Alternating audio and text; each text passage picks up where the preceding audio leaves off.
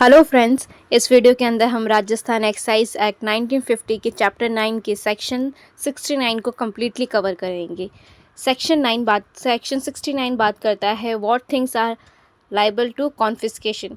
किस चीज़ों को हम क्या कर सकते हैं, जब्त किया जा सकता है। ये जो सेक्शन है काफ़ी इंपॉर्टेंट है और काफ़ी बड़ा सेक्शन है। ये मीन्स के पॉइंट ऑफ व्यू से काफ़ी इंपॉर्टेंट सेक्शन है। इसके अंदर ना प्री के भी कुछ क्वेश्चंस बन सकते हैं, इसलिए ये प्री और मीन्स दोनों के लिए इंपॉर्टेंट सेक्शन है, इसलिए इसको हम मिस नहीं कर सकते। सेक्शन 69 बात करता है when ever N offence punishable under this act has been committed. क्या हो गया, ऑफेंस आपने कमिटेड कर दिया, किस के रिगार्डिंग हो गया, every excisable article in respect of which such offence has been committed. Excisable article के रिगार्डिंग में every still utensil implement apprentice and all material by means of which such offense has been committed। जिस material से means आपने offence commit किया है। Every excisable article lawfully imported transported manufactured held in possession और sold along with और in addition to any excisable article liable to confiscation under clause A. जो clause ए हमने अभी बात करी उसके अंदर क्या है, वो लाइबल है। जो इंपोर्ट एक्सपोर्ट ट्रांसपोर्ट करके आपने इंपोर्ट ट्रांसपोर्ट और मैन्युफैक्चर करके अपने पोजीशन में लिया है, तो वो क्या कहलाए जाएंगे, वो भी क्या होंगे, लाइबल होंगे कन्फिस्केशन के लिए। डी पॉइंट बात करता है एवरी रिसिप्टिकल पैकेज और covering in which any article as aforesaid और any material still utensil implements और अपेंडिस is or are found together with the other contents if any for such receptacle और package. आपने ये जो जितने भी पैकेज है, कवरिंग हो गई या जो आर्टिकल है, जो अदर मटेरियल है, उसके क्या है, फाउंड किया गया है, उसमें क्या है, यूटेंसिल इम्प्लीमेंट्स और appendix together with the other content, कोई और कंटेंट हो तो। और ई पॉइंट बात करता है every animal craft vessel raft और other conveyance used in carrying such receptacle और package shall be liable to confiscation. अब जब्ती कर रहे हैं, हम जब्त कर रहे हैं, तो हम क्या क्या चीज़ें कब जब्त कर सकते हैं। कोई अगर आप किसी एनिमल को किसी वेसल को आप यूज़ कर रहे हो कन्वीनियंस के लिए, ठीक है, साधन का माध्यम बना के आप उसको यूज़ कर रहे हो, किसके रिगार्डिंग में, आप क्या कर रहे हो, रिसिप्टिकल ले रहे हो, ठीक है, पैकेज कर रहे हो, तो उसको आप जब यूज़ करो, फॉर एग्जांपल आप ना घोड़ा गाड़ी ले रहे हो, बैलगाड़ी ले रहे हो, और आप जो यूटेंसिल हो गए इम्प्लीमेंट्स हो गए, अपेंटिस हो गए, उपकरण हुए, तो आप उनको क्या यूज़ करो, तो उनको कन्वीनियंस के लिए यूज़ करो, तो उसको भी जब्त किया जा सकता है। इनके अंदर हम एक्सेसिबल आर्टिकल को जब्त कर सकते हैं। जो एक्सेसिबल आर्टिकल आपने इंपोर्ट ट्रांसपोर्ट मैन्युफैक्चर करके अपने पोजीशन में रखा है, उनको भी आप क्या कर जब्त कर सकते हैं। तो ए बी सी और डी ई टोटल ई पॉइंट है, यह हमको बताता है हम किस किस के रिगार्डिंग में क्या कर सकते हैं, जब्त कर सकते हैं। रिसेप्टिकल का मतलब होता है गोदाम, ठीक है, उस गोदाम को पूरी तरह से क्या कर दिया, हमने सील कर दिया, इसलिए वो जब्ती के अंदर आ रहा है। सबसेक्शन सेकंड बात करता है when in the trial of an offence punishable under this act the magistrate decide that anything is liable to confiscation under clause A to D. यहाँ कितने क्लॉज की बात की गई है, clause A to D, E को cover नहीं किया, सिर्फ ए से लेके डी तक के पॉइंट को कवर किया। ऑफ सब सेक्शन 1 में ऑर्डर कन्फिस्केशन, इसके रिगार्डिंग क्या कर सकते हैं मजिस्ट्रेट, ए से लेके डी तक के रिगार्डिंग मजिस्ट्रेट क्या कर सकते हैं, कन्फिस्केशन का ऑर्डर दे सकते हैं, ठीक है। अब इसका प्रोवाइडेड कहता है provided that in case of things other than accessible article in lieu of ordering confiscation. आप क्या कर रहे हो, जो एक्सेसिबल आर्टिकल है उसके अलावा जो आप ऑर्डर दे रहे हो कन्फिस्केशन के अलावा क्या कर ऑर्डर दे सकते हैं, तो owner of the thing liable to be confiscated no opinion to pay any such fine as the magistrate think fit. For example कि आपका गोदाम है, तो उसको जब्त करने से, अब आपको इस गोदाम को जब्त कर दिया जाएगा, तो आप क्या चाहोगे, इसके ना बिहाफ में क्या किया जाए, मुझसे पेमेंट ले ली जाए। तो ये क्या ऑन कर सकता है, ये प्रोवाइड बता रहा है कि इसके बिहाफ में जो ए से लेकर डी तक हमने पॉइंट बात की है, जो अदर देन एक्सेसिबल आर्टिकल है, तब आप क्या कर सकते हैं, कन्फिस्केशन की जगह आप क्या कर सकते हो, उसको क्या कह सकते हैं, आपके पास ऑप्शन है कि आप पे कर दीजिए एज अ फाइन, जो मजिस्ट्रेट को सही लगे।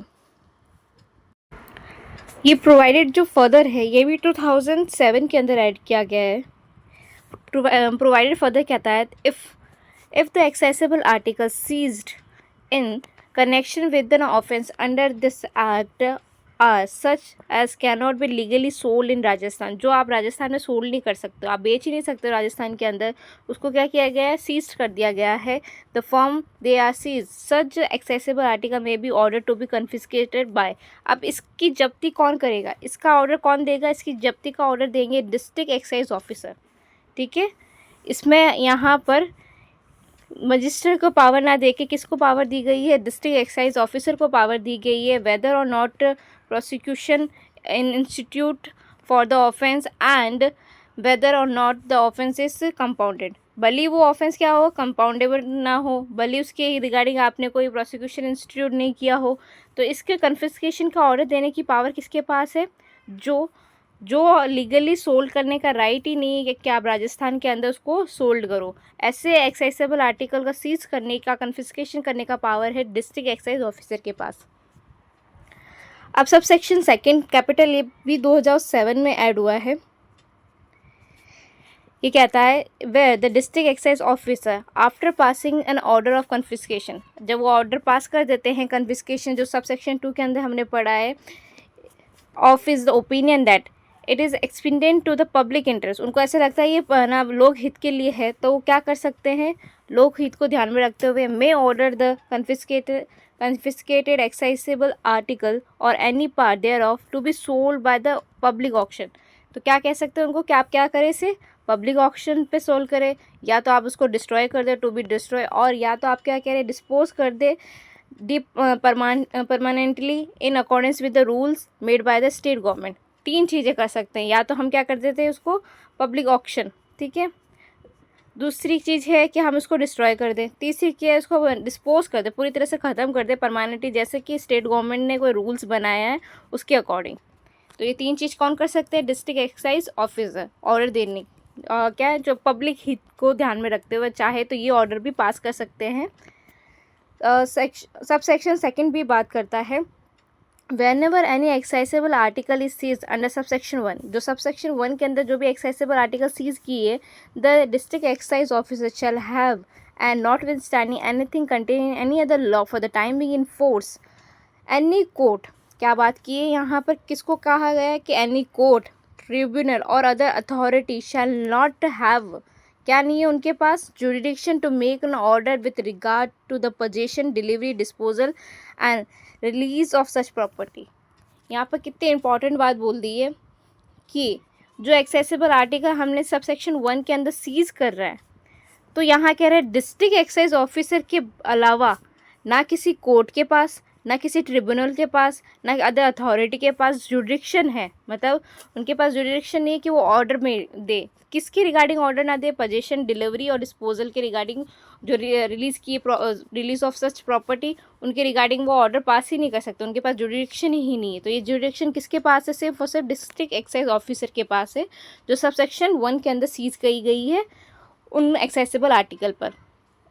अब सब सेक्शन 3 बात करता है when anything mentioned in subsection 1 is found in circumstances which afford reason to believe that the offence under this act has been committed in respect or by means thereof, or when such offence has been committed and the offence is not known or cannot be found, the excise commissioner may order confiscation for the same। अब ये कह रहा है कि जो excise commissioner है वो क्या कर सकते हैं, ऑर्डर पास कर सकते हैं कन्फिस्केशन के रिगार्डिंग, जब सब सेक्शन 1 के अंदर हमें ये फाउंड होता है कि जो हमने फाउंड किए सर्कमस्टांसिस के अंदर कि हमें पता ही नहीं कि ऑफेंडर कौन है और हमको मिल भी नहीं रहा है, ना हमें पता है कि ऑफेंडर कौन है और कैन नॉट बी फाउंड, अगर पता भी है तो वो हमको क्या मिल नहीं रहा है, हम फाउंड नहीं कर पा रहे हैं, तब एक्साइज कमिश्नर के पास पावर है कि वो क्या कर सकते हैं, कन्फिस्केशन का ऑर्डर दे सकते हैं। ठीक है, और अब इसका अदर पॉइंट बोलता है एनी कि प्रोवाइडेड है, जिससे ऊपर नीचे लिख दिया गया है, प्रोवाइडेड कहता है, देखिए, provided that no such order shall be made until the expiration of the 1 month, कि जब तक 1 महीने नहीं ख़त्म हो जाते from the date of the seizing आप जब तक वो प्रॉपर्टी सीज कर रहे हो या कोई एनिमल और सीजिंग और एनिमल कोई थिंग कोई चीज़ को आपने सीज किया है या एनिमल इन क्वेश्चन और without hearing the person if the support of claim any, मैं आपको उसको डायरेक्ट से पढ़ के बताती हूँ। देखिए, प्रोवाइडेड कहता है that no such offence order shall be made until the expiration of 1 month from the date of seizing the thing, और किसी चीज़ को आपने किसी संपत्ति को आपने सीज किया फॉर एग्जांपल या किसी एनिमल को इन क्वेश्चन और विदाउट हियरिंग द पर्सन, और बिना किसी पर्सन को सुने, इफ़ एनी, ठीक है, क्लेम एनी राइट, अगर आप कोई राइट क्लेम कर रहे हो thereto, and the evidence if any which he is produce in support of them, आप तब तक उसको क्या नहीं कर सकते, ऑर्डर पास नहीं कर सकते जब तक कि एक महीने का टाइम एक्सपायरी नहीं हो जाता। कहाँ से? जब किसी चीज़ के रिगार्डिंग हो, कोई चीज़ के किसी एनिमल को क्वेश्चन रिगार्डिंग हो कि आपने किसी एनिमल को सीज किया, उसके रिगार्डिंग कोई क्वेश्चन अराइज हो रहा है, बिना हियरिंग के आपने किसी पर्सन को सुना, बिना सुने आपने कोई ऑर्डर दिया हो या क्लेम किया हो कोई राइट को, या एविडेंस क्या आप प्रोड्यूस करना चाह रहे हो उसके अपने सपोर्ट के क्लेम के, तो क्या कह रहा है कि no order shall be made, तब तक आप क्या नहीं कर सकते, कोई ऑर्डर पास नहीं कर सकते हो। प्रोवाइडेड फर्दर कहता है further that if the thing in question is liable to be एक्सपीडी नेचुरल डिके, मतलब वो बहुत जल्दी ख़राब होने वाली चीज़ है, तब क्या करेंगे, एक्साइज कमीशन क्या कर सकते हैं, उनको ओपिनियन लगता है कि इसको सेल करना सही रहेगा, सेल करना उसको सही रहेगा। सेल ऑफ अ थिंग और animal in question would be benefit for the owner, ये किसके लिए अच्छा रहेगा, ऑनर के लिए अच्छा रहेगा जो उसका ओनर है, इसलिए हम क्या, क्योंकि वो नेचुरली डिके हो रही है, फटाफट ख़राब होने वाली ये चीज़ है। May he may at the time direct it to be sold, तो क्या कर सकते हैं, एक्साइज कमिश्नर, ये पावर किसके पास है, एक्साइज कमिश्नर के पास पावर है कि वो सोल्ड करने के लिए, बेचने के लिए क्या कर सकते हैं, ऑर्डर पास कर सकते हैं, डायरेक्शन दे सकते हैं। And the provision for of the section shall so far as may be apply to the net proceed of the such sale, तो अब वो प्रोसीडिंग या जो भी प्रोविज़न स्टार्ट होगा वो किसके पे होगा, net proceed of sale. For example आपने कोई थिंग है जो बहुत जल्दी ख़राब होने वाली चीज़ है, तो आपने उसको बेच दिया, तो उससे हमको 50,000 रुपये मिले, तो अब आगे की कार्रवाई किसके ऊपर होगी, उस 50,000 अमाउंट के ऊपर होगी, ना कि उस थिंग के ऊपर होगी, क्योंकि वो तो आपने बेच के उसको पैसा आपने ले लिया। अब सब सेक्शन 4 बात करता है where any means of conveyance refer to in clause E. अब यहाँ देखिए बहुत इंपॉर्टेंट है, यहाँ क्लॉज ई की बात की गई है। हमने सबसे पहले देखा था सब सेक्शन 2 के अंदर, सब सेक्शन 2 के अंदर क्लॉज ए टू लिखे डी तक की बात की गई थी। ए टू डी किस में बात की थी, सब सेक्शन सेकेंड के अंदर। बट अब हम यहाँ देखें, यहाँ पर सब सेक्शन 4 के अंदर सिर्फ और सिर्फ क्लॉज ई के रिगार्डिंग बात की गई है। तो क्लॉज ई किसकी बात कर रहा है, where any means of conveyance referred in clause E of sub section 1 is seized, अगर वो सीज कर दिया गया है in connection with the commission of an offence under this act, a report, यहाँ वर्ड क्या यूज़ किया है, रिपोर्ट वर्ड यूज़ किया गया है। A report of such seizure shall without unnecessary delay be made by the person seizing it to the excise commissioner, तो आपको उसकी रिपोर्ट किसको देनी होगी, एक्साइज कमिश्नर को देनी होगी और ऑफिसर को देनी होगी, जो क्या नहीं होंगे, not below the rank of the district excise officer, जो डिस्ट्रिक्ट एक्साइज ऑफिसर की रैंक के नीचे के नहीं होंगे, जो कौन ऑथराइज़ करेंगे, जो स्टेट गवर्नमेंट ऑथराइज़ करते हैं। इन द बिहाफ, ठीक है, उनके बिहाफ पे वेदर और नॉट प्रोसिक्यूशन इज़ इंस्टीट्यूटेबल, ही उसके बिहाफ पे, मतलब उसके बिहाफ पे आप कोई प्रोसिक्यूशन इंस्टीट्यूट हुआ है for the commission of such offence या नहीं।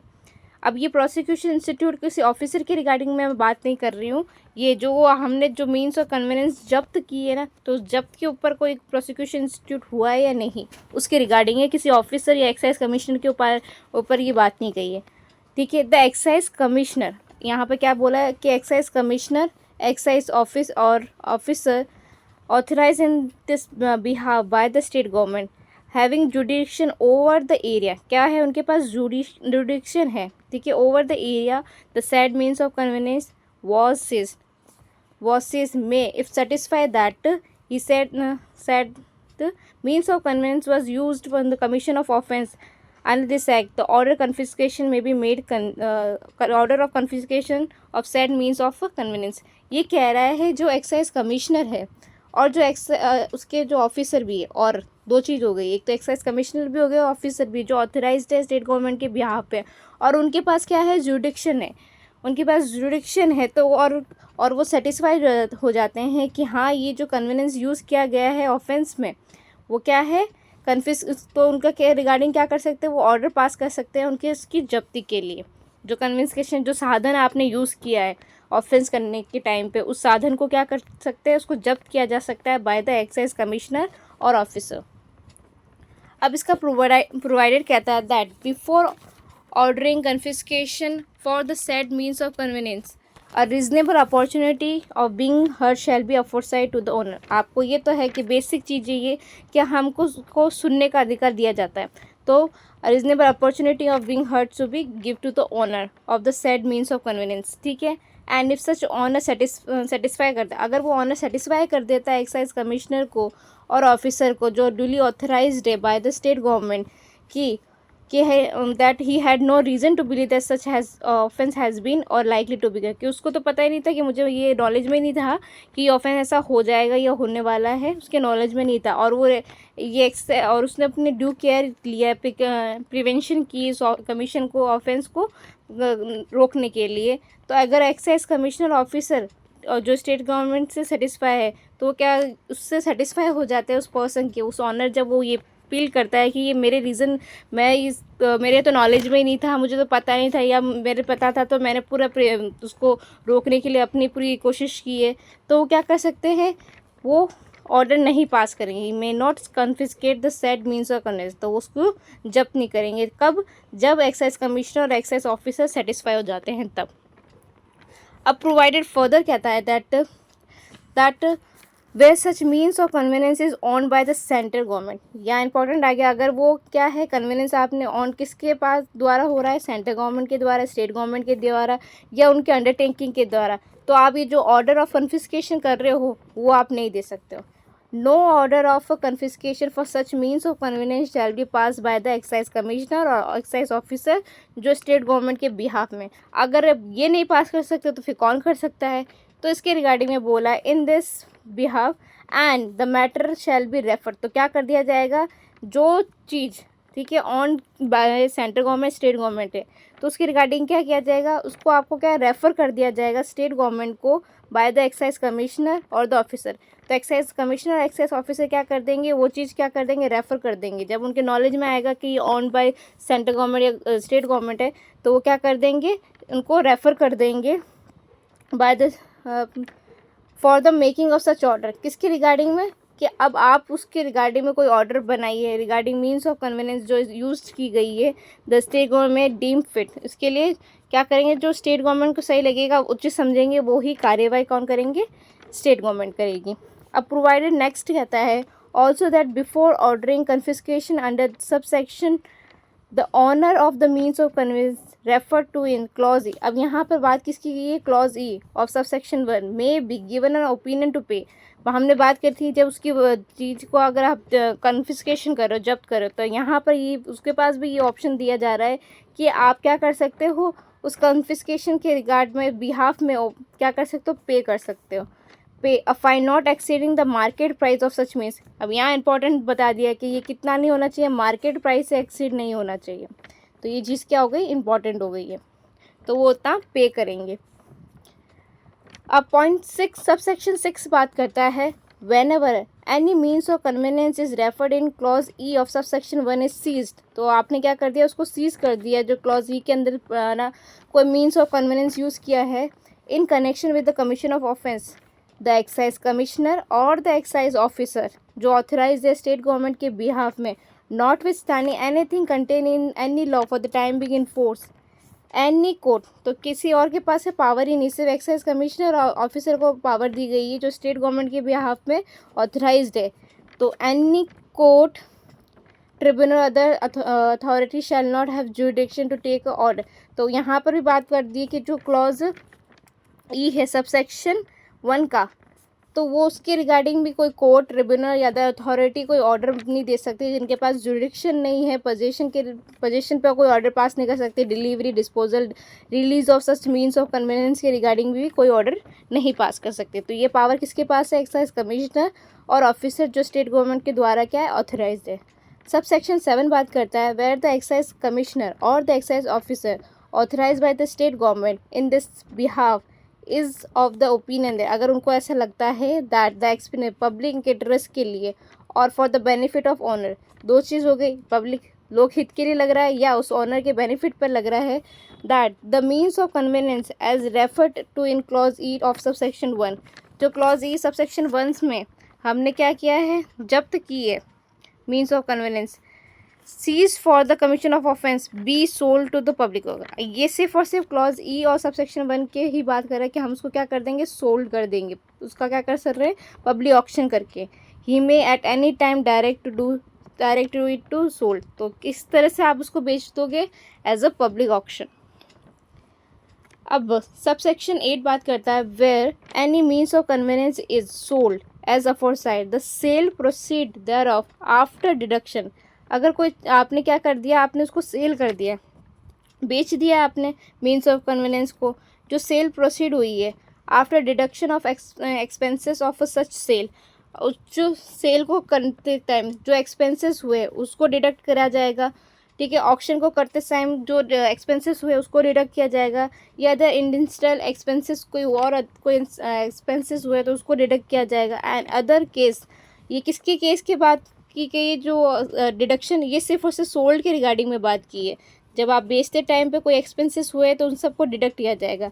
बट अब वर्ड क्या आ रहा है? अब चेंज हो गया, अब बात कर रहा है एंड इन अदर केस। अब अदर केस के रिगार्डिंग जहाँ पर हम सेल नहीं कर रहे उसके रिगार्डिंग में क्या किया जाएगा? The means of conveyance which was seized और the amount of fine paid in lieu of confiscation shall. अब ये जो अदर मीन्स में आया है उसके रिगार्डिंग में ये पॉइंट बात कर रहे हैं। ठीक है, ABC जो पॉइंट्स है ये किसके रिगार्डिंग बात करें? अदर केसेस के रिगार्डिंग है।